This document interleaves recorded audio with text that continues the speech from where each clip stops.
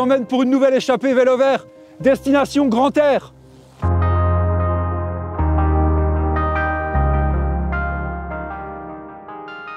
Bonjour à toutes, bonjour à tous, merci d'être là pour cette nouvelle échappée vélo vert, je suis vraiment ravi de vous retrouver. Destination Grand Air, bah ça y est, on y est, nous y sommes, nous sommes au cœur de la région Auvergne-Rhône-Alpes. Destination Grand Air, c'est le plus grand espace VTT en France, labellisé par la Fédération Française de Cyclisme. On peut trouver ici plus de 150 circuits référencés pour à peu près 4000 km de sentiers, balisés évidemment. Et si nous sommes là, c'est précisément pour profiter de cette offre exceptionnelle dans des paysages sublimes, massif des Bois Noirs, comme ici derrière moi, côte roannaise, montagne bourbonnaise ou encore parc naturel du Livradois-Forêt. On va se laisser porter au gré des immenses forêts des montagnes douces, de l'Allier à la Loire en passant par le Puy-de-Dôme. On va notamment rouler du côté de Vichy, de Roanne, d'Ambert ou encore de Thiers. Et puis évidemment, vous connaissez le concept, vous savez qu'on va poser le VTT de temps en temps pour profiter de bien d'autres richesses qu'offre la région. On lance un petit sommaire et on se retrouve sur le vélo. À Roanne, nous irons visiter les ateliers Pralu à l'heure du petit-déj. On découvrira une distillerie du côté de Chalmazel à l'heure de l'apéro. Nous poserons le vélo pour monter sur une planche de wakeboard à Vichy, enfin on va essayer, avant de découvrir le côté sportif de la ville. On poussera évidemment la porte d'une coutellerie à Thiers et nous nous installerons à bord d'un train insolite au départ d'Ambert. Pour finir, c'est perché tout en haut des arbres que l'on se quittera paisiblement. Alors avant ça, je vais rejoindre Clément pour une première journée de VTT au cœur des Bois Noirs.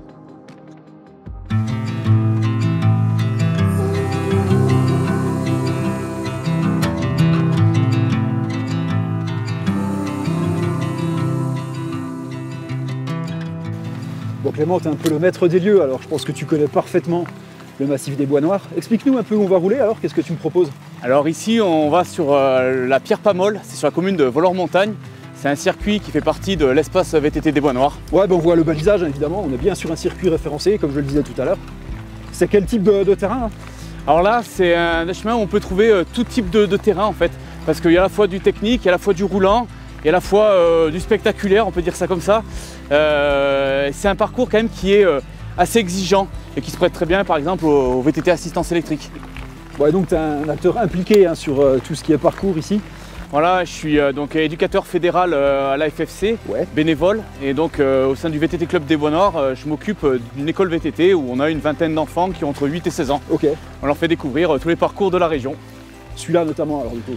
Alors celui-là c'est pour les aguerrir ou quand ils sont punis. Parce quand ils sont punis. Bon bah j'ai dû faire quelque chose de mal alors pour être là. Bon on y va, allez montre-moi ça.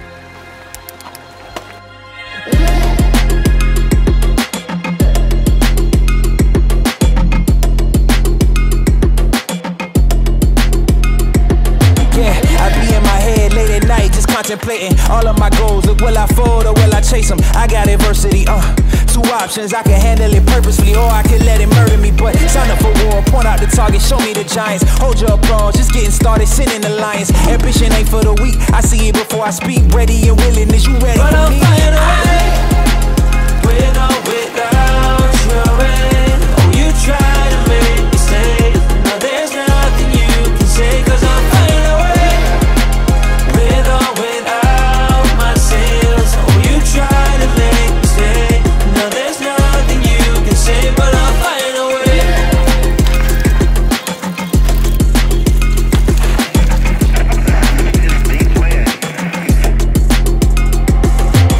I ain't looking for handouts, I'm looking to stand out. Got the vision coming, watch how it pans out.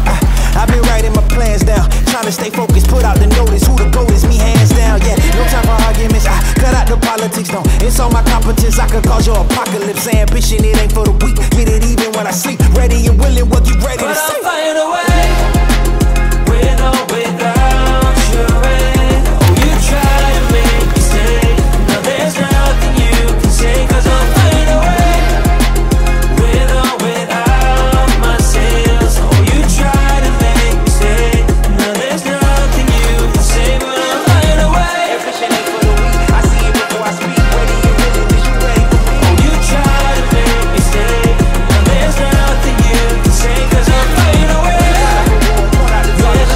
away.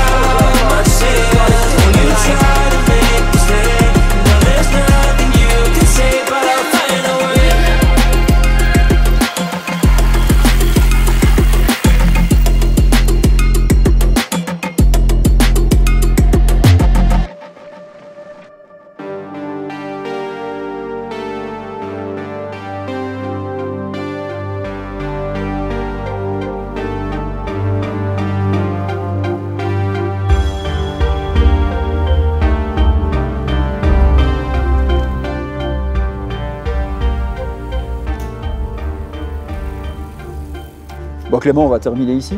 On est dans un super village médiéval. On est où là? Tu peux me parler un peu du site? Ouais, c'est Servières, c'est un petit village très pittoresque avec son entrée avec cette belle voûte, ces jolies pierres, ces petites ruelles. On a un circuit de l'espace VTT qui traverse le village, c'est pur bonheur.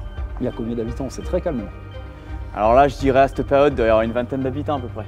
Ouais, enfin 20 selon les organisateurs, selon la police, c'est combien? 25. Bon, en tout cas, on va en rester là. On va conclure cette superbe journée. Merci pour le partage des parcours, c'était génial. J'ai adoré rouler avec toi. Les forêts sont magnifiques ici. On se dit à bientôt. Et quant à vous, vous restez avec nous, vous partez pas. On se donne rendez-vous demain à Roanne.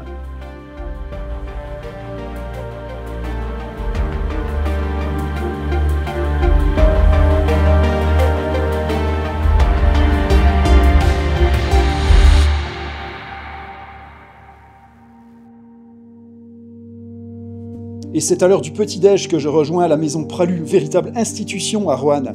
J'aurais pu m'arrêter quelque part rapidement pour boire un café et prendre un croissant, mais je préfère rejoindre Hugo Pralu lui-même parce qu'ici, je sais que je vais vraiment me régaler. Comment ça va? Hugo, tu vas bien? Bah oui, toi? Bah ouais, merci. Entre donc. Merci de me recevoir. Avec plaisir.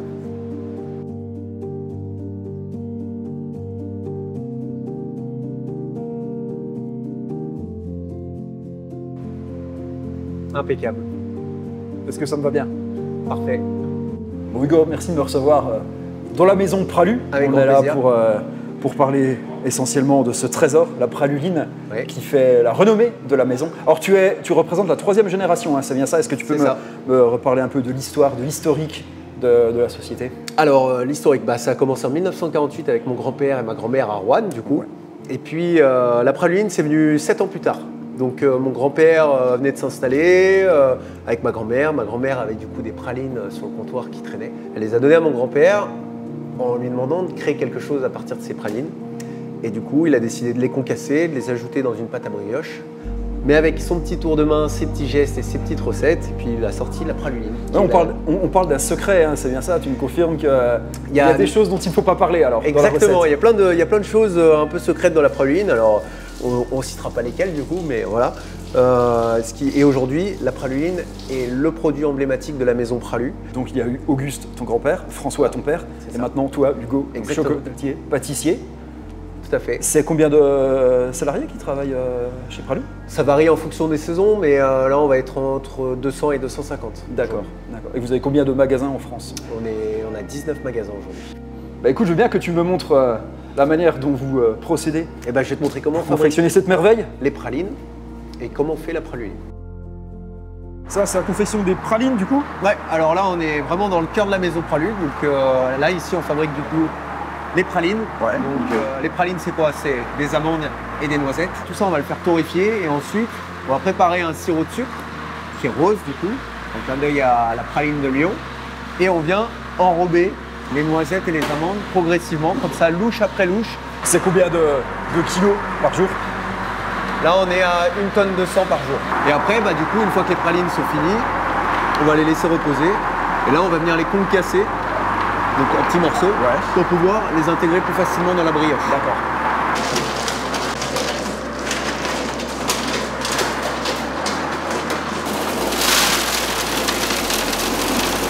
Derrière, c'est ce qui va finir dans la praline. D'accord, ok. Voilà. Donc, d'ailleurs, on va aller voir le façonnage pour que tu vois un peu le geste et comprendre comment on fait la praline. En tout cas, là, ça dégage une odeur, c'est exceptionnel.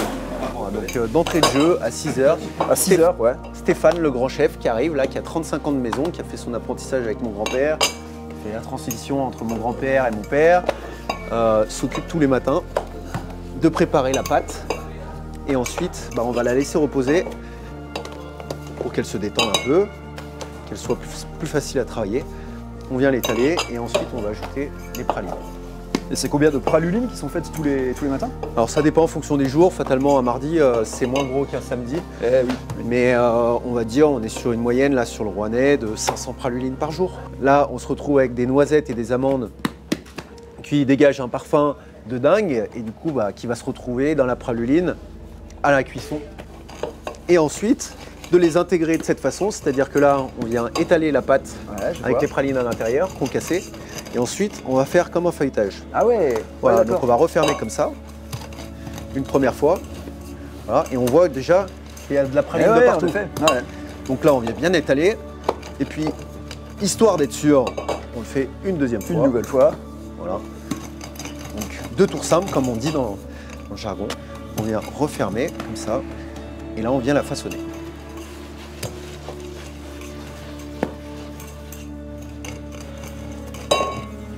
Voilà. C'est joli. Bon, manifestement, le secret n'est pas là, puisque tu m'en parles ouvertement devant la caméra.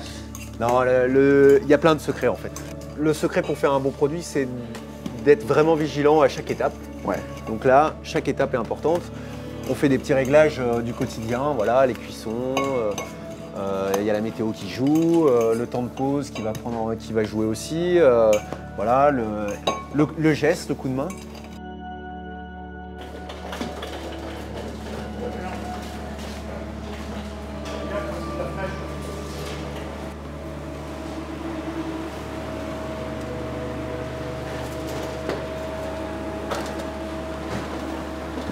Hop. Ah, elles sont belles. Voilà. On va en couper Tu peux contrôler la qualité hein, si tu veux. On va en couper une, ouais. Hop. Elles ont passé combien de temps dans le four?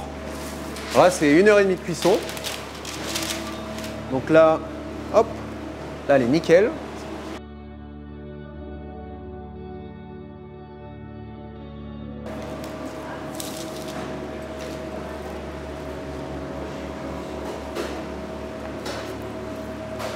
Et voilà. Là, on voit qu'il y a bien garni de praline quand même. Ouais, elle est bien garnie. Allez, pour toi. Eh ben, merci beaucoup. Moi, j'en prends une petite parce que Petit contrôle qualité. j'en mange trop, moi.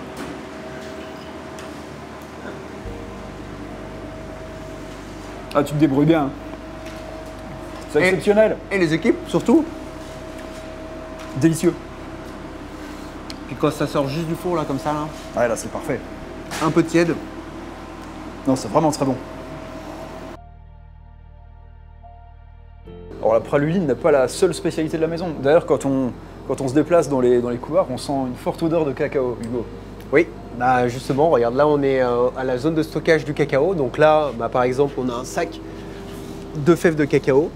Donc là, voilà, c'est la matière première qu'on va utiliser pour faire notre propre chocolat. Ouais, parce qu'il y a une grosse activité chocolat. Vous Ouais. faites tout vous-même. On est d'accord. Ouais, vous Exactement, recevez- tout ouais, de d'accord. A à Z. Ok. Ouais, donc ça s'appelle bah voilà, du bean to bar en fait, donc de la fève jusqu'à la tablette. Donc on vient sélectionner les fèves de cacao en amont avec les producteurs, et on les torréfie, on les conche, puis après bah, on utilise ce chocolat soit pour faire des tablettes, des bonbons ou des gâteaux. Donc là bah, du coup on vient de sortir les fèves de cacao. Donc Eric qui est juste derrière juge tous les jours avec toutes les fèves de cacao si elles sont bien torréfiées. Donc en les cassant, en les goûtant un peu, c'est ça? Ouais, il vient chercher en fait des fèves au cœur du torréfacteur et ensuite il vient les casser comme ça, les sentir. Et là tu vois, Ouais. là on est très marqué cacao. On a perdu un peu ce goût un peu aigre, on perd un peu en acidité. Ouais, effectivement. Donc la torréfaction elle est vachement importante pour développer tous les arômes du chocolat.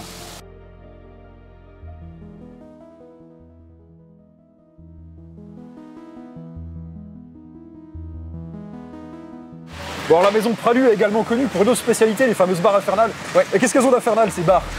Alors c'est ultra gourmand, c'est ultra régressif. En fait c'est un lingot qu'on vient fourrer, donc soit avec du praliné, soit avec un praliné noisette, ou alors un praliné pistache, ou alors avec un nougat, la marmelade aussi.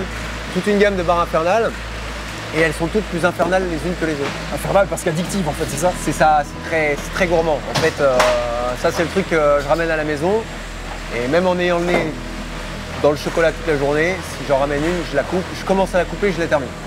Donc c'est ce que tes employés sont en train de confectionner, là? Exactement, donc là ils sont en train de fabriquer la coquille, donc s'il va se retrouver sur le dessus ou là-bas. Ouais. Et ensuite on va ajouter, par exemple là ils font les pistaches, donc après on va mettre les pistaches à la main. Ensuite on va mettre le praliné, on va doser le praliné à l'intérieur. Et ensuite on va les refermer, on va faire le talon, ce qu'on appelle. Voilà, donc ça demande un petit peu de temps. Bon, c'est vos lingots d'or à vous, alors. C'est l'or noir.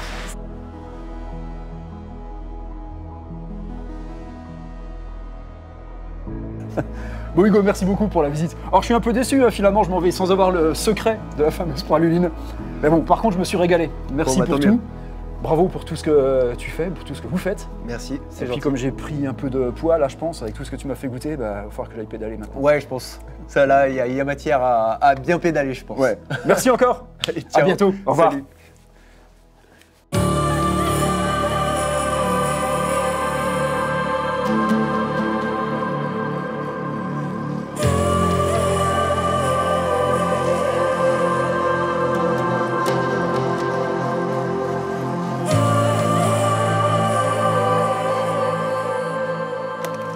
Bon Théo, merci de m'avoir rejoint, c'est cool qu'on puisse rouler ensemble ici. Est-ce que tu peux malgré tout te présenter? Alors je m'appelle Théo Duprat, je suis cross triathlète. Pour ceux qui ne connaissent pas la discipline, c'est l'enchaînement de natation, VTT et trail. Et donc je cours ça sur les manches de Xterra, donc au plus haut niveau au sein du team Exatri. Ouais, tu as notamment fait des résultats au championnat du monde. Hein. Ouais, notamment 8e l'an dernier au championnat du monde Xterra, 3e au championnat d'Europe, donc ça a bien tourné, ouais. Bon, tu as créé ta propre structure, c'est ton team. Par contre, tu amorces un virage là, dans ta carrière puisque tu vas te consacrer uniquement au VTT maintenant. Ouais, c'est ça, ça fait 7 ans que je fais du triathlon. J'avais envie d'un peu de changement, donc là je vais me consacrer au VTT marathon et notamment des courses par étapes en binôme. Ok. Donc avec mon coéquipier Pierre Billot. Bon là, malgré mon moteur, je pense que j'aurai un peu de mal à te suivre aujourd'hui. Et ben on va tester ça tout de suite. On va essayer. Put me on the altar 'cause you can't be tamed. Silence underneath your flame. Cut the cords around me as I speak your name. It's never gonna be the same. Even though I loved you, it was all in vain. And now I gotta break away. Put me in the water, tell me I'm renamed. Higher self-reclaim. I choose me, I choose me, I choose my body now. I breathe in, I breathe in, I breathe much deeper now. The silence surrounds me, it is my Ah, c'était top. Yes. I choose me. Et bah maintenant spot suivant, c'est parti. Ok, on enchaîne. Choose my body now.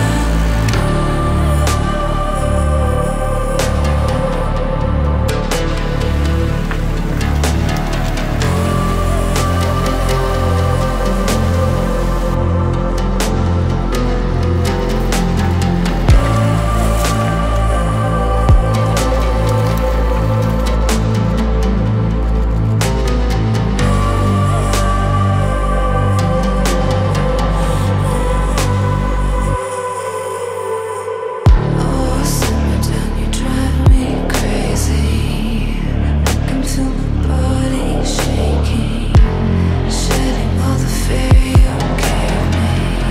I don't know why I've been here waiting. Diamond underneath the pressure, I can feel so much better.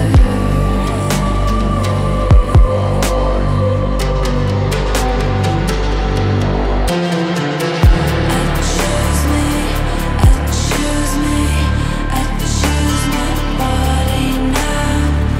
I breathe in, I breathe in, I breathe much deeper now.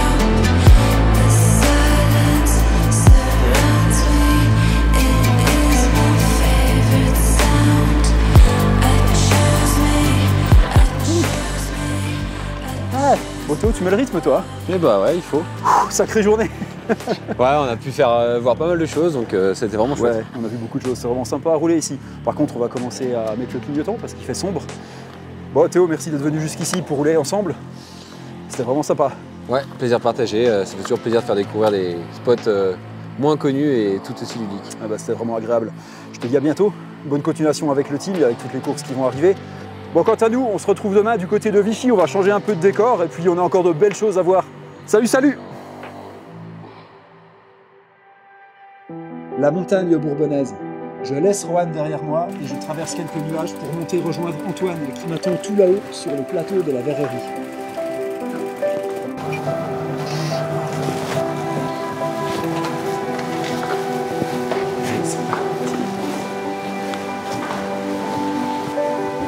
Et donc, ici, on va partir comme ça.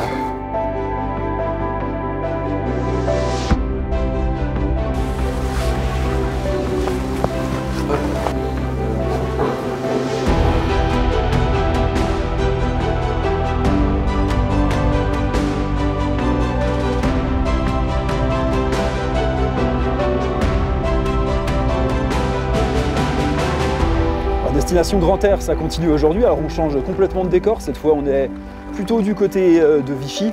Et puis c'est Antoine qui m'accueille pour rouler sur les parcours qu'il connaît parfaitement. Merci de prendre la journée pour m'accueillir. Merci à toi de me suivre dans cette belle journée. Donc là aujourd'hui on est au plateau de la Verrerie. Ouais. Donc plateau qui se situe en fait à cheval sur la Loire et l'Allier. Et l'Allier, ouais. Donc on a Roanne qui est plutôt par ici et Vichy qui est derrière nous. Dans notre dos, d'accord. Voilà. Ouais, on a plus de 1000 mètres d'altitude ici. On est à 1090 mètres, oui, c'est ça. Ouais, d'accord. Bon, c'est important, avant qu'on aille rouler, que tu parles un peu de ton activité. Tu es coach sportif et tu n'entraînes pas n'importe qui, puisque tu as des grands noms de la descente et de l'enduro, notamment, sous ton aile. Oui, ouais, j'entraîne effectivement Amaury Piron, que tu dois connaître. Bien sûr. Entre autres, après, bien sûr, j'entraîne d'autres pilotes qui roulent en Coupe du Monde, aussi bien en descente qu'en enduro, notamment Mélanie Pugin en enduro, voilà, et qui vient de finir deuxième des championnats du monde. Et donc j'interviens également sur l'équipe de France Gravity, donc la relève en préparation physique. Ouais, tu as un rôle fédéral là aussi, hein, ouais, c'est ça? C'est ça, tout à fait. Tu as combien de pilotes? J'en ai environ 20. Et, voilà. Et du coup, ton rôle, c'est de planifier leur entraînement, de les suivre à l'année? Ouais, c'est ça. Donc je gère un peu la planification hebdomadaire de chacun des pilotes que j'entraîne, ou quotidienne suivant le type de pilote. Et du coup, je les prépare physiquement pour être au top sur la saison complète. D'accord. Sachant que j'entraîne également des personnes, on va dire, de niveau inférieur. Des anonymes? Ouais, tout à fait. Okay. Voilà. Quand tu parles d'entraînement physique, de planification sur la préparation physique, ça concerne aussi la nutrition? Ça va jusqu'où en fait? Oui, alors tout ce qui est nutrition et préparation mentale, ça va être du conseil et certains exercices, par exemple un suivi mensuel par exemple sur la nutrition pour voir si l'athlète ou le sportif fait le travail correctement, on va dire. Et puis après, au niveau de la prépa mentale, ça va être des outils que je vais utiliser en plus de la prépa physique. Ok. Oh, tu t'arrêtes pas là aussi, tu as un magasin, tu as lancé une affaire il y a quelques années? Oui, exact. Avec ma compagne, donc Charlotte, on a créé la cabane à vélo il y a 6 ans maintenant. Et en fait, on a développé l'activité, le magasin a pris un peu d'ampleur et puis aujourd'hui, on a un magasin qui tourne. Bon, c'est super. Et malgré tout, tu arrives à trouver le temps de rouler avec moi alors? Eh ben, c'est bien. Avec plaisir. Allez, montre-moi ce que tu as comme terrain. Allez.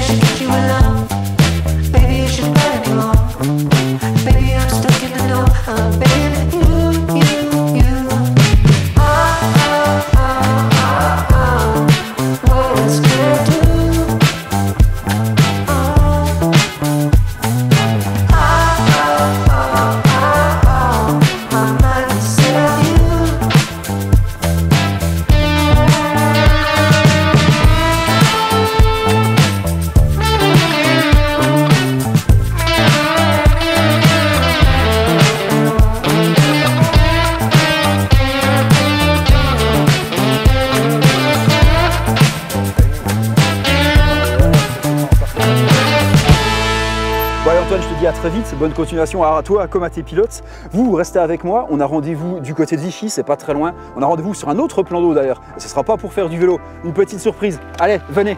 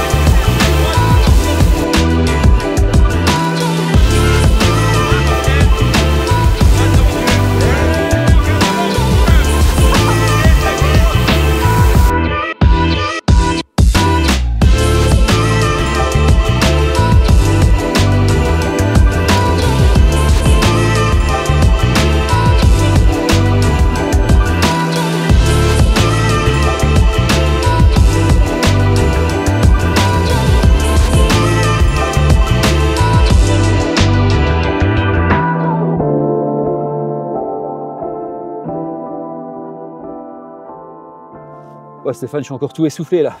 Eh oui, c'est du sport, le wake. Ouais, c'est incroyable. Tu m'avais prévenu, hein. Tu m'avais dit, tu verras, ce sera physique, mais je pensais pas que c'était physique à ce point. Tout ce que tu prends dans les bras, c'est terrible.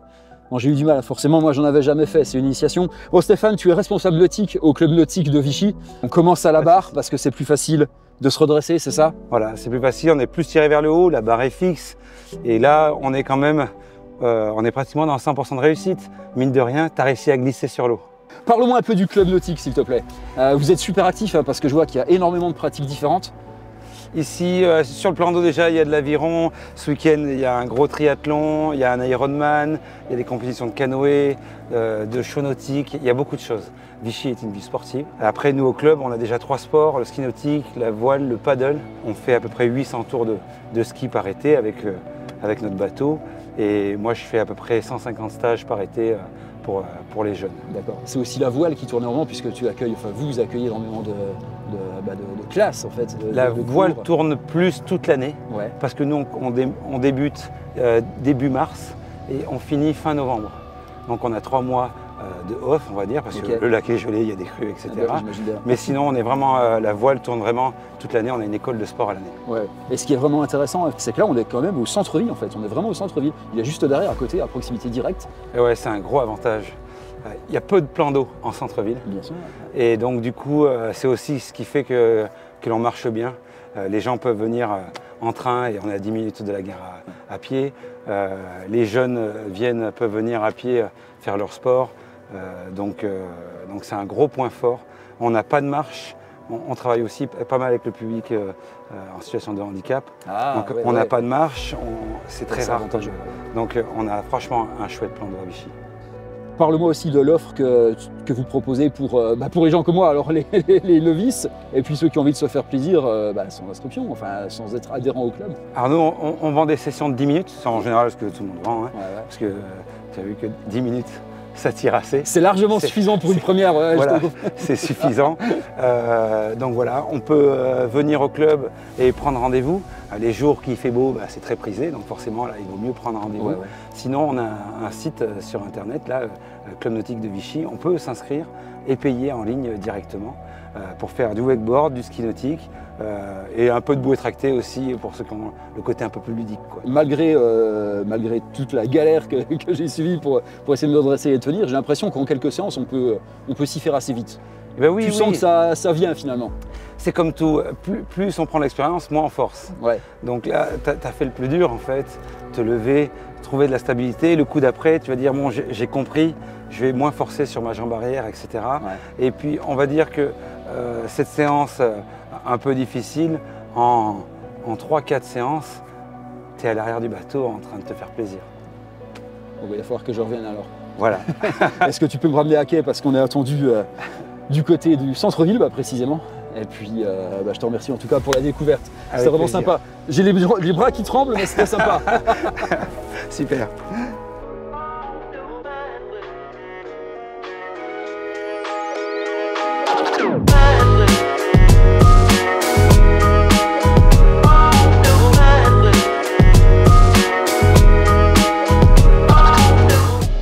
Franck, merci de me recevoir. Merci à vous.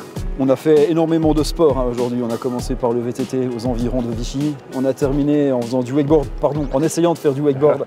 C'est assez compliqué. Alors, c'est pas anodin parce que Vichy, c'est certes connu pour le thermalisme, mais c'est aussi une ville de sport. Tu es toi-même directeur de la communication de Vichy Destination. Destination. Et puis, je pense que c'est effectivement important qu'on parle du sport et de la ville, puisqu'on arrive à un moment aussi où vous avez des projets de développement. Voilà.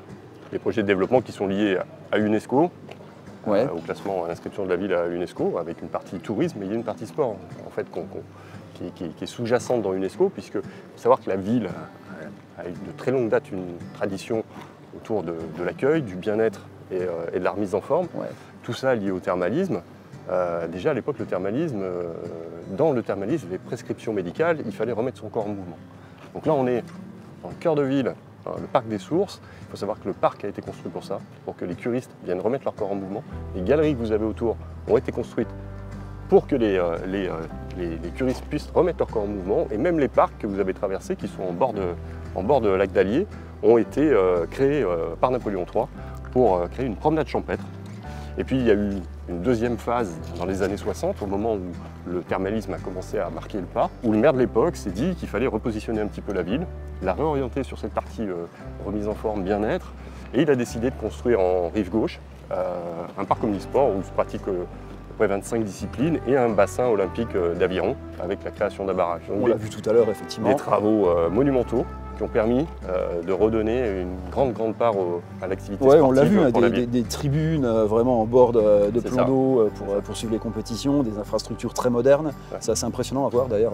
Cette pratique sportive, aujourd'hui, ça se traduit aussi par des travaux assez importants qui ont été menés sur le parc omnisport et sur le CREPS. C'est 30 millions d'euros quand même d'investissement pour remettre à niveau, mais à très haut niveau, Ouais. des installations sportives qui sont capables d'accueillir aujourd'hui des athlètes qui viennent en préparation. On a eu pas loin de 250 athlètes en préparation pour les JO. Ah ouais, d'accord. Ouais, Voilà. ok. C'est Des athlètes français, internationaux des également athlètes aussi. français internationaux. On a eu l'équipe de France de natation, donc aujourd'hui tout le monde connaît parfaitement puisque Léon Marchand est venu préparer les JO, la D'accord. semaine avant les JO ici avec Manoudou et puis avec toute l'équipe qui a fait quand même des Ouais. résultats assez exceptionnels. On a eu l'équipe de USA Triathlon, on a eu l'équipe de France de judo féminine et masculine. Donc voilà, c'est quand même des grosses pointures qui viennent s'entraîner ici. Franck, tu me parles de ce qui existe déjà. Il y a énormément de choses qui sont déjà bien présentes pour le sport. Pour autant, j'imagine qu'il y a aussi des projets. Oui, tout à fait. C'est aujourd'hui l'enjeu quand même, c'est l'enjeu de l'image. C'est de faire de la promotion. Donc on a beaucoup de projets autour de ça. Ça passe déjà dans un premier temps par l'événementiel sportif. On a l'Ironman, on a IOTA XP qui est un swim and run qui est en train de prendre Ouais. une belle importance. Et puis on a des événements locaux qui sont pas loin d'être au niveau national, type Vichy Triathlon, type les foulées vichysoises. On veut accompagner ces événements-là pour les faire monter. Pourquoi pas avoir un marathon? Pourquoi pas avoir le triathlon de Vichy a été qualificatif pour les championnats de France cet été. Voilà, accompagner ces événements qui sont à forte audience médiatique sur toutes ces communautés sportives. C'est également ton travail, c'est une de tes missions, c'est Voilà. d'aller chercher des C'est athlètes d'aller qui vont chercher porter des la athlètes marque Vichy quelque qui part. porte la marque Vichy et on a développé une gamme de produits techniques qui nous permet de faire du sponsoring et puis de s'adresser aussi au grand public. Et si vous voulez, je vous invite à aller jeter un coup d'œil à la boutique pour regarder ces produits-là. Avec plaisir. Vas-y, je t'en prie. Merci. Donc là, je t'invite à monter au premier étage. Et on a développé une gamme de produits dérivés et surtout de vêtements techniques Ouais. qui nous sert à la fois à faire du sponsoring sur quelques athlètes qui jouent le jeu avec nous. Ça nous permettait d'avoir déjà 3 disciplines, que ce soit course à pied, vélo et natation. C'est pour ça qu'on a ces gammes de produits qui sont aussi en vente. Ah, qui sont disponibles pour le public. Voilà, Ouais. qui sont en vente. Et c'est quelque chose qui marche très très bien. Parce que Je retrouve forcément des marques que je connais dans le Ouais. milieu du vélo. Vous utilisez quand même des fabricants de renommée. voilà, c'est ça. On n'est pas là pour faire du goodies. Je vois ça. On est vraiment là pour effectivement. faire du vrai vêtement vrai technique. produit dérivé de marque. Bon, Franck, merci beaucoup pour la visite. Ben, merci à C'est vous. très intéressant. Très bien. Belle ville et ville dynamique. Ouais, beau territoire pour le sport.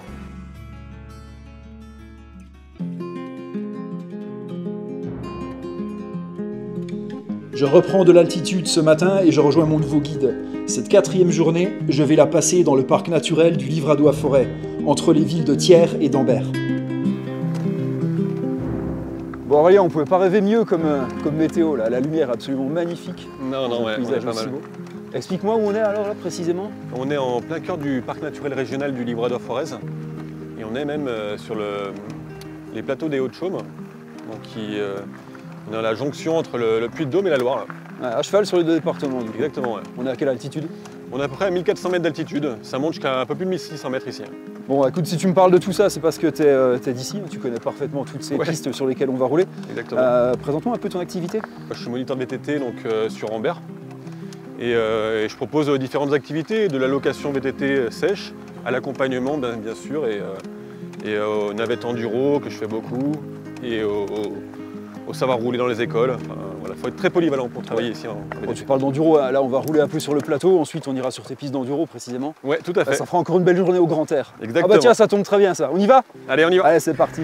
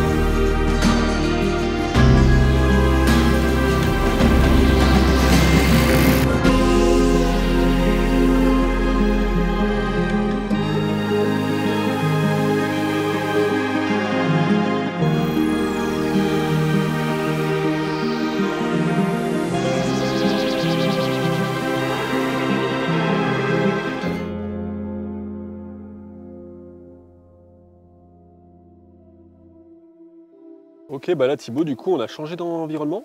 On est venu sur les pistes enduro autour d'Ambert. Donc c'est une piste toute fraîche, toute nouvelle, qu'on a tracée cette année pour un événement VTT qui s'appelle l'Arverne Bus Bag Festival. Ouais. Qu'on a fait début septembre, donc l'année dernière. Donc tu organises une course ici alors? Ouais, j'organise une course, cette spéciale enduro, et donc tu verras, le terrain est très différent de ce qu'on a roulé tout à l'heure, avec un terreau voilà, beaucoup de grippe, des belles dates de granit. Ouais, on voit tout de suite que ça va bien gripper, c'est intéressant. T'as combien de pistes ici? On a 6 pistes.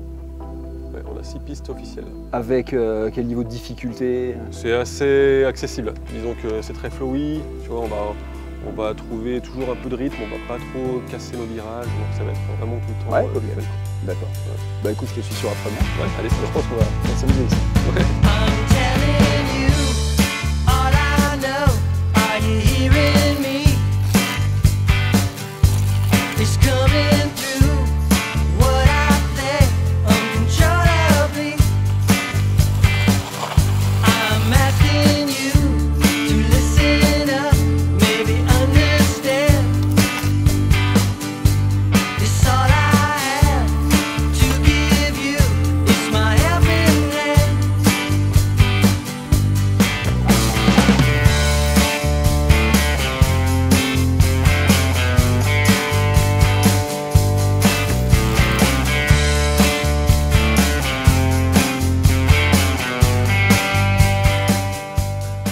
Bon Thibaut, qu'est-ce que tu en as pensé de cette petite piste? Alors c'est super ludique, hein, on s'amuse vraiment beaucoup. Et il y a un grip, c'est marrant parce que je pense que même quand il pleut ici, tu dois quand même avoir un peu de grip. Tu vois que ça boit pas mal, donc, mais c'est magnifique hein, dans les sapins, c'est toujours, il y a énormément de flots, plein d'appuis, des petits sauts. Il n'y a rien d'extrême non plus, hein, ceci dit, je pense qu'il y a beaucoup de monde qui peut venir s'amuser ici. Rien de très difficile, moi je pourrais emmener des gens débutants quoi, sur cette petite piste particulièrement. Ok, toi tu as du boulot hein, je crois, il me semble que tu dois partir. Exactement, faut que j'y aille. Ouais, bah tu vois, moi j'ai rendez-vous à Thiers en fin d'après-midi, je vais aller visiter un artisan pitonnier évidemment. Okay. Du coup, bah, je te laisse partir, mais moi je vais rester encore un peu là, parce que je vais encore sur tes pistes, maintenant je sais pas où remonter. Donc... Ouais, bah à très vite, à bientôt, merci pour tout. À plus. Salut Aurélien, ciao ciao.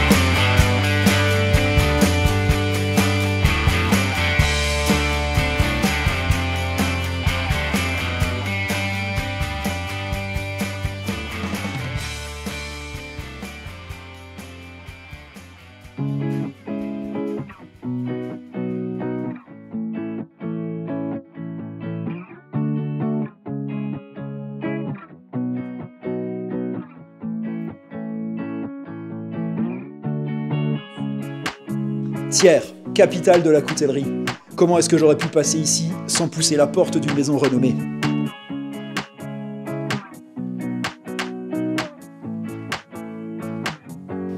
Pierre, merci de nous recevoir dans la maison Chambriard. On est dans les ateliers d'une maison familiale dont tu es la 3e génération.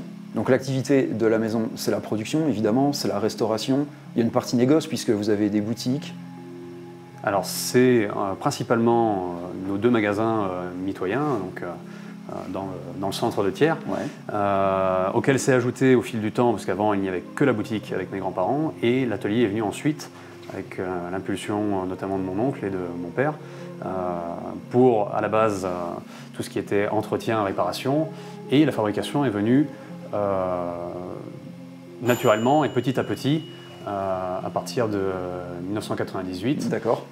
Donc 4 ans après la création de la marque Le Thiers, la coutellerie Chambriard a proposé un modèle en 98 à la confrérie et qui a été accepté. Donc à ce moment-là, le Thiers par Chambriard a été créé. Ouais, donc que je comprenne bien, il n'y a pas de marque Chambriard. La marque, c'est Le Thiers et c'est une confrérie de plusieurs artisans couteliers. C'est ça. C'est ça. Il y a la coutellerie Chambriard et concernant la fabrication, nous ne faisons que des produits sous la marque Le Thiers, dont nous sommes complètement dépendants. Et donc le Thiers est systématiquement signé de son fabricant. Le Thiers seul n'existera jamais sur un produit. Ce sera Le Thiers par quelqu'un. Donc en l'occurrence Le Thiers par Chambriard pour nos produits. Bah, c'est une sorte d'AOC finalement quelque part. Ça fonctionne exactement pareil. D'accord, avec un cahier des charges technique également ou c'est juste géographique? Cahier des charges territorial et technique. Au niveau territorial, il y a un périmètre, pour grossir le trait, d'une 20aine de kilomètres autour de la ville de Thiers. D'accord. En dehors de ce périmètre, on ne fabrique pas de couteaux Le Thiers, on ne sous-traite même pas de couteaux Le Thiers. Ah ouais. Voilà. Ensuite, il y a tout ce qui concerne l'aspect technique. Au niveau de la silhouette, on ne fait pas n'importe quoi, on ne dessine pas n'importe quelle forme pour le proposer ensuite en produit Le Thiers. On parle de quoi? Forme de lame, de manche? À la fois du manche, c'est les deux, et de la lame. On fonctionne en sous-traitance avec des acteurs exclusivement du bassin thiernois, c'est obligatoire pour Le Thiers. Et on va partager le travail.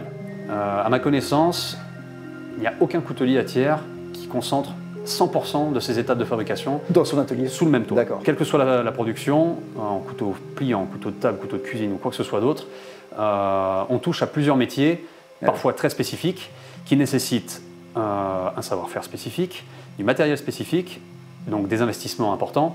Et à Thiers, on dénombre pas loin de 60 sous-traitants, ce qui est 100% fabriqué dans notre atelier.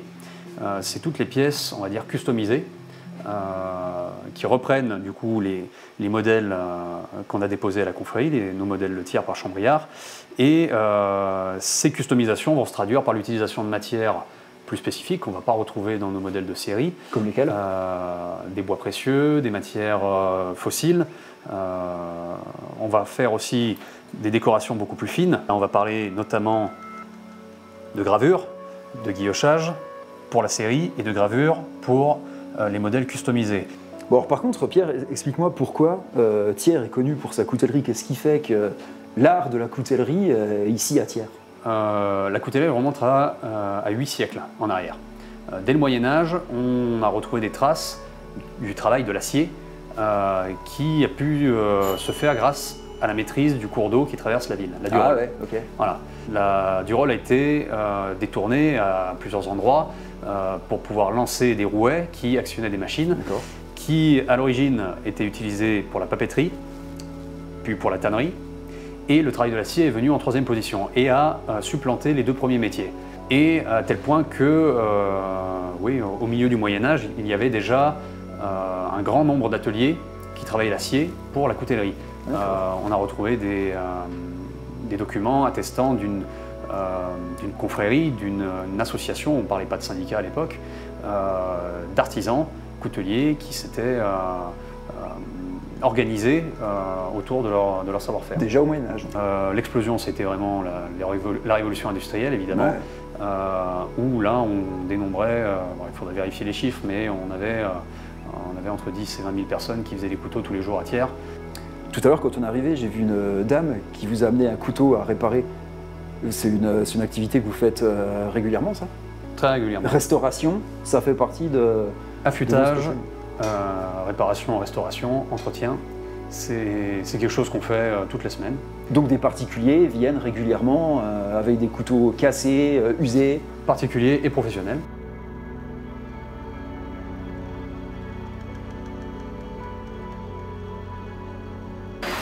Merci Pierre. À bientôt. Merci à toi. Bon reportage. Merci.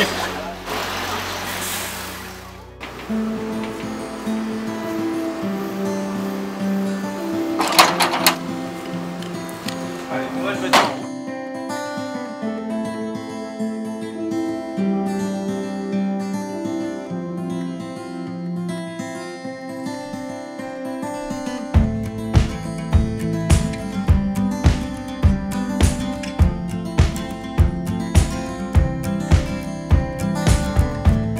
Fin d'une journée bien chargée. Alors j'aurais pu rentrer à l'hôtel en voiture, mais à la gare d'Ambert, Olivier m'a proposé une solution beaucoup plus charmante. Voilà. Hop, je mets en route. J'appuie, bien entendu. J'attends. Regarde, les voyants sont bien éteints. Et je relâche.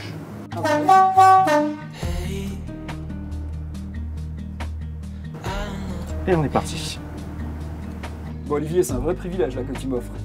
Être assis au poste de pilotage d'un train de quoi, 1959. 1959. Olivier, tu fais partie de l'association d'Ambert qui restaure les trains, les anciens trains. Oui. Tu es salarié là, pour cette Oui, association. tout à fait. Donc ça consiste en quoi ton métier? Tu es mécanicien? Oui, mécanicien. Moi, j'étais peintre automobile exactement. Ah, on Le en est métier. loin là. Ah ouais, J'étais d'accord. peintre automobile. Et bon, bah, il cherchait un peintre. Et c'est parti là. Bon bah t'as bien fait, hein. Oui. C'est quand même agréable de Et faire puis ça. j'ai appris sur le tas. Bah, voilà. L'association possède combien de trains? Alors en autorail exactement, il y en a 3. On a 3 autorails. Ouais. Après, on a une 69 000. C'est une loco fret, on appelle ça. Après, on a des petites dressines. Et vous êtes combien de chauffeurs d'eau? On dit quoi? Conducteurs? Chauffeurs De de train? conducteurs. De conducteurs. Conducteurs. Combien êtes-vous de conducteurs Alors, de train? en conducteur, on est, on va dire, ils sont 5, 6, 7. D'accord. On va trouver un passage à niveau non gardé, on appelle ça. Ouais. Ça veut dire qu'il a un stop. Et là, le S, c'est siffler. Ah, donc là, tu dois actionner le... Actionner le Oh, klaxon. fais-moi une faveur, s'il te plaît, Olivier. Oui. Est-ce que je peux te demander Oui. de le faire? Oui, bien sûr. J'en rêve. Donc, dès qu'on franchit la pancarte, Oui. je fais quoi? Je pousse ou je tire? Tu pousses et tu tires. Tu fais les deux côtés. Alors là, je vais me régaler. Voilà.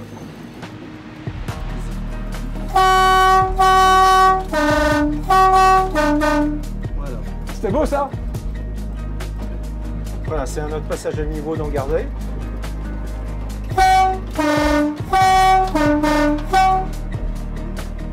Ouais, parce qu'en fait, il y a une activité constante, puisque c'est aussi un train touristique. Oui. Celui-là, tout en à fait. l'occurrence, le train panoramique, amène des touristes à la Chaise-Dieu. Oui. C'est quoi? C'est à peu près 40 km. Kilomètres. Ça prend combien de temps d'ailleurs pour aller là-bas? Il faut 1h30. D'accord, ok. Donc l'idée, c'est de monter des touristes à la Chaise-Dieu Oui, tout à et fait. puis de revenir à la gare d'Ambert. d'Ambert. Ouais. Alors ce qui est super important aussi, et ça tombe très bien pour nous, c'est qu'il y a aussi un service spécifique pour les vélos. Ça s'appelle Bike and Rail. Alors l'idée, c'est d'embarquer dans le train avec le vélo, on monte à la Chaise-Dieu et puis on redescend paisiblement sur Ambert avec le vélo. Bon, là on va pas le faire, c'est le soir, on a déjà suffisamment roulé aujourd'hui. Là, Olivier m'emmène simplement à l'hôtel. Et puis nous, on se retrouve demain pour la dernière journée en destination Grand Air. Salut, salut!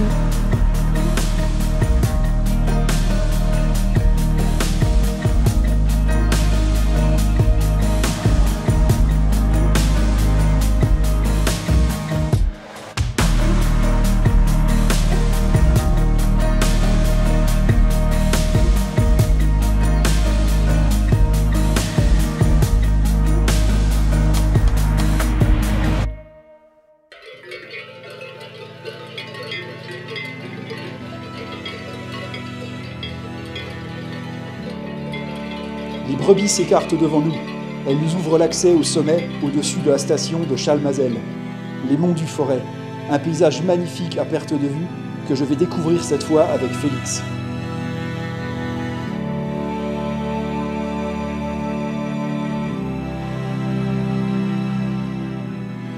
Bah Félix, on est au milieu de nulle part là. Ouais. Bienvenue dans ce beau territoire, les Monts du Forêt. On n'est pas loin du sommet, on est une centaine de mètres en dessous là et on est vraiment sur les plateaux avec des paysages à perte de vue à 360 degrés. C'est particulier, on a l'impression d'être ailleurs. Je sais pas où, mais ailleurs. On est vraiment bien reculé. C'est souvent le retour de notre clientèle. Voilà, on est sur des territoires végétation basse comme on peut retrouver en Scandinavie, en Laponie, dans tous ces territoires immenses, ces grandes steppes là en Mongolie. Ouais, c'est assez impressionnant. Puis en plus, là, t'as pas trop de repères finalement. Il y a un côté presque intimidant parfois. Tout à fait. Mais ça reste magnifique. Chalmazel est de l'autre côté, hein, juste derrière, c'est ça, la station. Ouais. Et puis là, on est sur le parcours 59 de Destination Grand Air. Tout à fait, on est sur le haut du parcours qui nous permet d'en prendre plein la vue. Et petit à petit, on va rentrer dans les bois pour découvrir un autre paysage tout aussi magnifique. Et puis plus tard, tu m'amèneras sur tes pistes enduro, sur un autre versant un peu plus bas. On sera dans la forêt, ce sera beaucoup plus ludique. Tout à fait. Sur la fin du parcours, on pourra se rapprocher du spot un petit peu enduro, single track.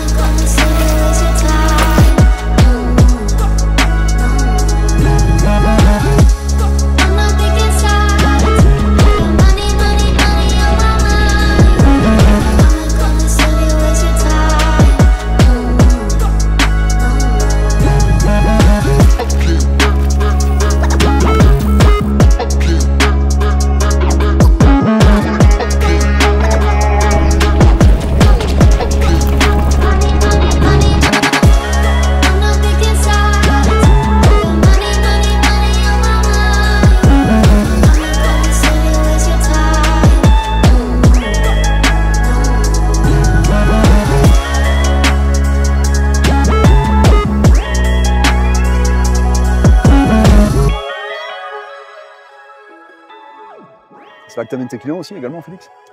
Tout à fait, c'est des sites emblématiques de notre territoire. On a un superbe point de vue sur l'ensemble de notre commune, de notre massif. Parce que tu proposes des encadrements du coup? Tout à fait, donc je suis moniteur guide. On guide les gens, on leur parle de la faune, de la flore, des petits secrets, ce que je te dévoile petit à petit à travers notre journée. Et puis après, on a la version sportive, bien entendu, pour les amateurs qui souhaitent réapprendre à piloter. Et tu les emmènes sur ce qu'on vient de faire tout à l'heure. Voilà. Alors c'est marrant comme Antoine qu'on a vu du côté de Vichy avant-hier, tu as un rôle fédéral? Tout à fait. Donc Antoine, un très grand entraîneur d'athlètes de haut niveau. J'ai eu la chance également, il y a quelques années, d'avoir couru à haut niveau en VTT descente. Donc, ouais, tu as roulé en Coupe du Monde, on peut le dire. Ouais, j'ai roulé en Coupe du Monde, donc j'aime le pilotage et j'aime transmettre ça aujourd'hui. J'aime plus transmettre ça aujourd'hui que rouler au final moi-même. Mon créneau, moi, c'est vraiment la jeunesse. Ouais. Une fois qu'ils passent pro, les athlètes, il y a des équipes qui sont bien plus structurées que moi. Antoine, par exemple, que tu as croisé l'autre jour. Moi, j'aime la jeunesse, donc c'est vraiment les prendre, on va dire, sortis d'un petit club, sortis d'un petit village. Ils ont peu de moyens, ils sont passionnés de bike, mais il leur manque un peu d'infrastructure, l'approche mentale, tactique, le travail pur de pilotage. Et on leur fait des stages tout au long de l'année. Ça permet de garder un pied dans les rubalises tout en continuant de faire ici des découvertes de produits. C'est un beau métier, dis donc. Il y a un beau bureau aussi également. Ah, on se plaint pas. Aujourd'hui, là, on est bien. Bon, tu m'excuses, j'ai faim. Vas-y. Donc toutes les vaches qu'on a pu croiser, elles nous font ce beau fromage, fourme de Montbrison. Les produits de la source, donc ici on a un Produits de la pot source, miel de c'est-à-dire montagne. Ici nous avons une... regarde, si tu tournes la tête, le petit village tout là-bas, là, le hameau de Narmont. Nous allons nous y diriger tout à l'heure et on va découvrir un site de production, des producteurs. De miel? De miel. Mielerie, d'accord. Tout à fait. De miel, de produits de montagne, des liqueurs, mais tout un tas d'autres produits. Ah, des liqueurs également? Tout à l'heure, oui. Oh, ça devient intéressant là. Plein de surprises. Ah, donc c'est une distillerie également?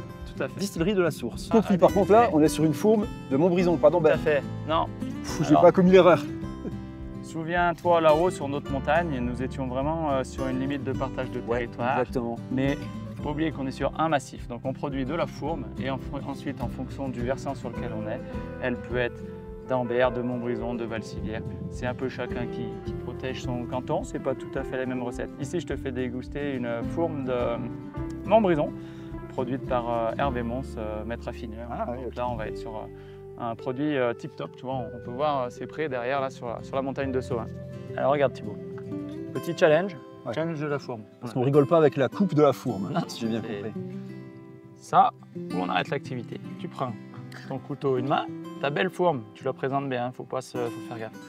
Et là c'est parti, on cherche pas à faire un steak, on entaille juste une petite lame et tu vois là on est bien. D'accord. Donc si j'y arrive pas, je finis au fond du ravin, c'est ça? Ouais, tu rejoins tous ceux qui ont raté le challenge. Ah, je pense être capable de relever le défi. Ah, il est bon. Et là tu savoures. C'est un métier. Je maîtrise mieux la coupe de la fourme que le wakeboard. Hop hop hop le photographe.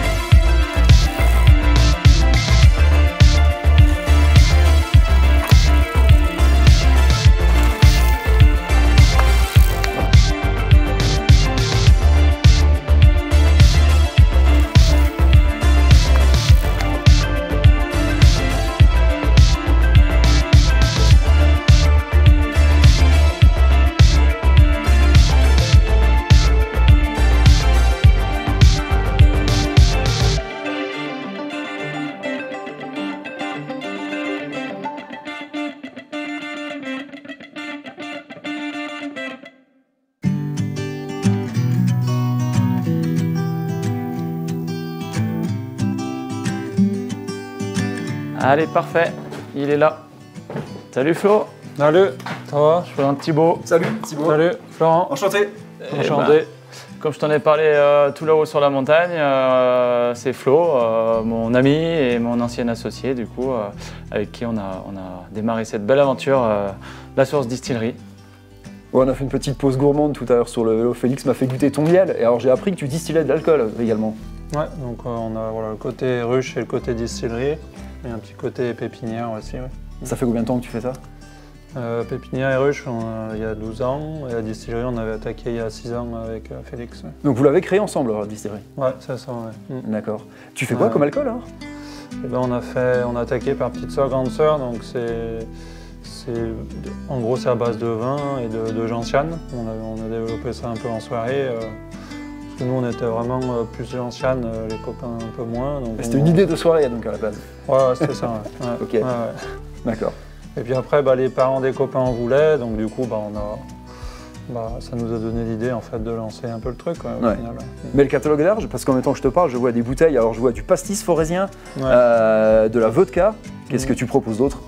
Ouais, après on a tout ce qui est à base de myrtille, on a l'hydromel, on a les eaux de vie.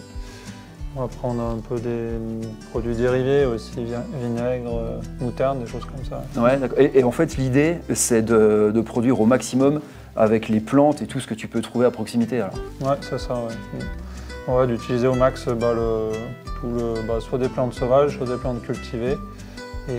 Tes propres cultures du coup? Oui. Ok. Donc tu as des serres j'imagine à côté? Voilà, des serres qu'on utilise un peu pour les plantes aromatiques et après ça va être beaucoup pour la pépinière aussi. Alors ce que j'adorerais c'est que tu montres comment tu travailles, si tu peux montrer l'alambic et tout ce que tu fais derrière. Bon, tu as forcément des saisons alors de production d'alcool en fonction des plantes, en fonction de... Voilà, après au niveau des plantes, en fait on va créer des macérats. Donc on récolte la plante, on la met dans de l'alcool à 48 degrés, nous on la reçoit à 96, on la redilue à 48, on met les plantes dedans et ensuite on laisse macérer. Et suivant la plante que c'est, les temps sont plus ou moins longs après. Donc par exemple pour des racines, des graines, on a vraiment quelque chose qui est dur. Donc là on va plutôt laisser 3 mois pour vraiment que ça imprègne et que ça tire le goût. Et sur des plantes vertes, on va rester 1 semaine par exemple. D'accord, mais au final, il y a forcément des périodes de l'année où tu vas produire cet alcool-là, d'autres périodes où ce sera un autre alcool. Et après, en fait, on va créer des concentrés de goût suivant les moments. Et ensuite, une fois qu'on a ces concentrés, après, c'est un peu comme une vinaigrette. On va mettre un peu de tout et on recrée notre alcool. C'est combien de litres que vous produisez par an, à peu près? On va être autour de 10 000 litres sur l'ensemble. Sur l'ensemble, ouais, d'accord.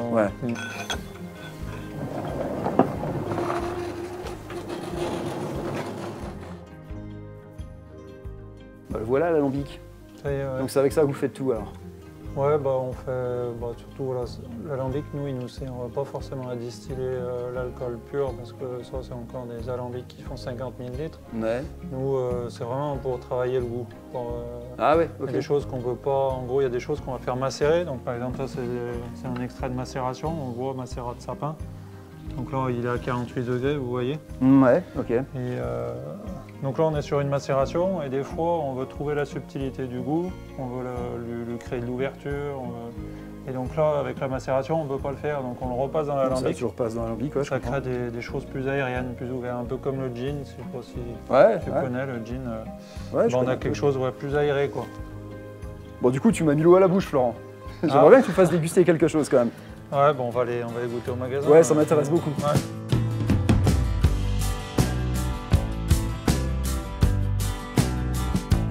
Meilleur moment de la journée, j'ai l'impression. À part les trails avec Félix tout à l'heure. Ouais, donc du coup, liqueur de myrtille.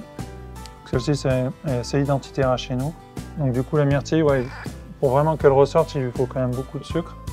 Du coup, on a un goût quand même différent de la confiture de myrtille. On est plus sur un peu fruits des bois ou des choses comme ça.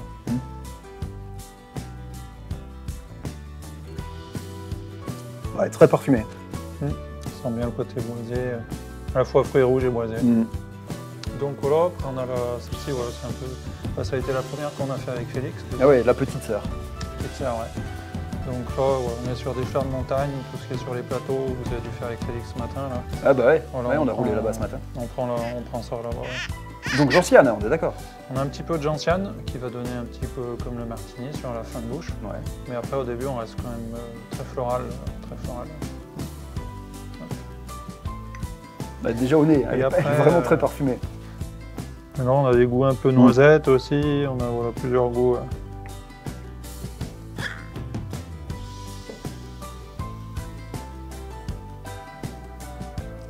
À la vôtre. Donc voilà, après petite sœur, on a fait la grande sœur. Allons-y progressivement. En fait, nous, vraiment, c'est elle qu'on aimait à la base. On a fait la petite sœur pour habituer petit à petit au goût de la gentiane. Là, pareil, c'est sur les plateaux, là où vous étiez avec Félix ce matin. Hop. T'as été généreux là. Tu boiras pas tout.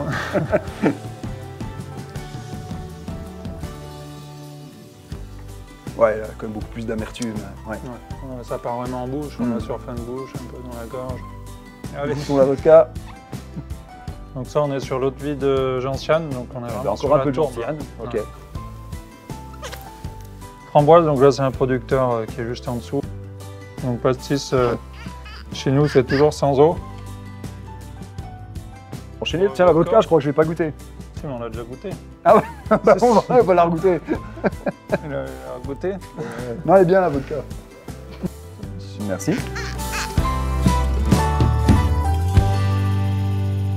Bravo Florent pour ces merveilles. Merci pour l'apéro. Je te dis à bientôt. Bonne continuation. Moi, je suis attendu pour une autre activité. Allez, Il ça faut que marche. j'y aille. Salut, salut. À bientôt.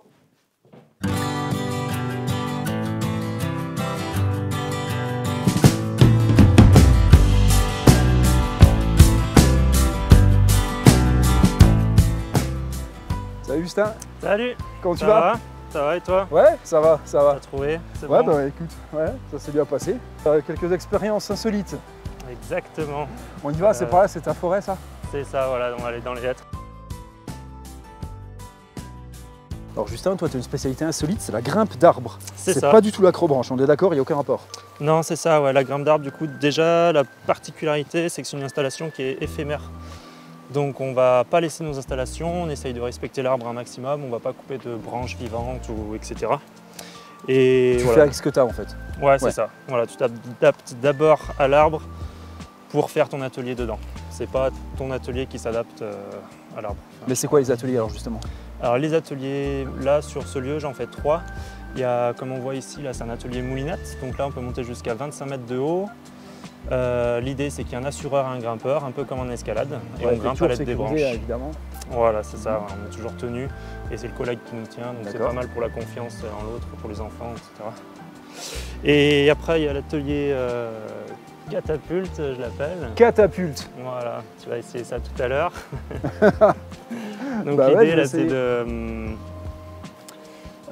les copains ils nous montent jusque là-haut, après toi tu as juste à appuyer sur un petit bouton et puis tu Et fais c'est un parti. saut pendulaire, voilà, là c'est plus pour la sensation un peu forte. Ok. Après du coup sur la plateforme là-bas c'est plus pour faire des goûters ou pique-nique perché en gros, et donc là on grimpe, chacun grimpe en même temps sur sa corde en s'auto-assurant. D'accord. Voilà. Tu verras, c'est un système assez simple, il y a une démultiplication de force. Donc Alors c'est quoi tous ces arbres? Ça a l'air d'être la même variété. Ouais, c'est ça, c'est la même essence, c'est des hêtres du coup. C'est que des hêtres, d'accord. Que des hêtres principalement, il y a 2-3 sapins, il y a 1 ou 2 frênes là-bas aussi. Mais sinon ça reste principalement du hêtre. Ouais. Et c'est du hêtre parce qu'il faut que tu utilises du hêtre pour des raisons de solidité, je sais pas, non, il n'y a aucune raison technique? Non, pas spécialement, c'est vraiment juste parce que le hêtre il est... Bah, déjà il y avait ça ici. Ouais, bah ok, on va faire avec son arbre. Ouais, exactement. Et après c'est un arbre qui est vachement accueillant, même au niveau de l'énergie dans la forêt, c'est quand même vachement chouette.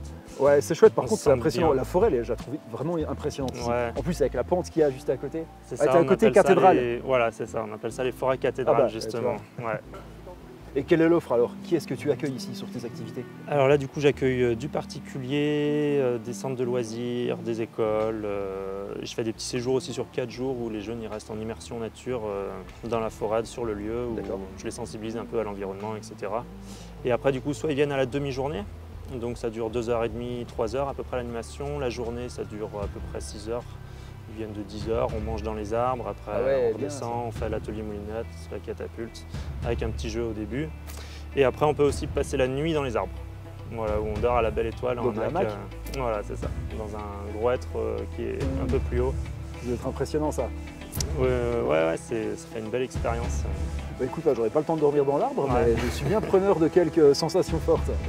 Allez, bah, j'ai de quoi faire. Allez, tu auras besoin de ça. C'est comme un short, tu mets les 2 jambes dans le gros trou et une jambe dans le trou.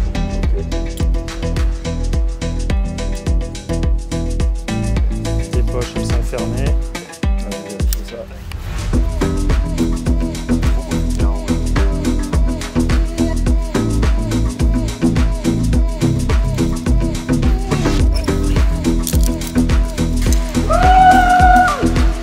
Excellent!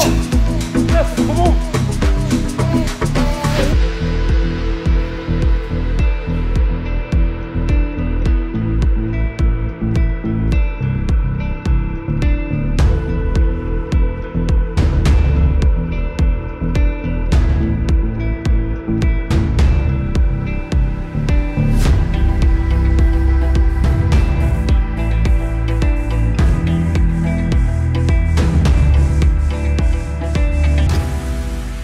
Félicitations. Ouais, bah merci, mais tu m'as quand même aidé. Pas grave. Bah, c'est vrai que c'est impressionnant, c'est un peu physique hein, de grimper comme ça finalement. Ouais, il y a un petit côté physique. Bon, ça reste une activité comme ce qui est sportive, mais Ouais, c'est sportif, mais par contre ça vaut le coup. là, On est à quelle hauteur? 8-9 mètres. 8-9 mètres. Ouais. Ah, j'aurais dit plus, bien, je suis déçu. Après, tu peux aller jusqu'à 20. Non, non, on va arrêter là, puis on va discuter un peu tous les deux, d'accord? Bon, une fois qu'on est là, qu'est-ce que tu proposes à ceux qui viennent s'amuser un peu dans les arbres avec toi? Voilà, du coup, là, sur la demi-journée, en fait, l'idée, on prend un petit goûter sur la plateforme, ça fait une petite pause, on se trouve d'un moment dans le baudrier, on est tout le temps pendu dans le baudrier, donc c'est pas très agréable. Donc c'est la petite pause, et puis après, on continue à grimper si on veut jusqu'à... Là, les cordes vont jusqu'à 20 mètres à peu près. Et après, d'aller jusqu'en haut, c'est vraiment pour le côté un petit peu impressionnant d'être à 20 mètres complètement dans le vide et d'être un petit peu aussi dans le houppier de l'arbre, parce que là, pour l'instant, il n'y a pas trop de branches. Ouais, il n'y a pas trop de branches autour de nous, en effet. Un petit peu dans les branches, il y a un côté aussi un peu plus sympa, plus dépaysant. C'est grillant, c'est quand même impressionnant quand on regarde en bas. On a beau être à 10 mètres seulement par rapport à ce que tu peux faire. Mais c'est grillant, c'est grillant. Ouais, bah, c'est l'effet aussi de ces traits cathédrales, justement, qui n'ont pas de branches, donc il y a vraiment tout le vide. C'est une notion de verticalité partout autour de toi, ça. Ouais.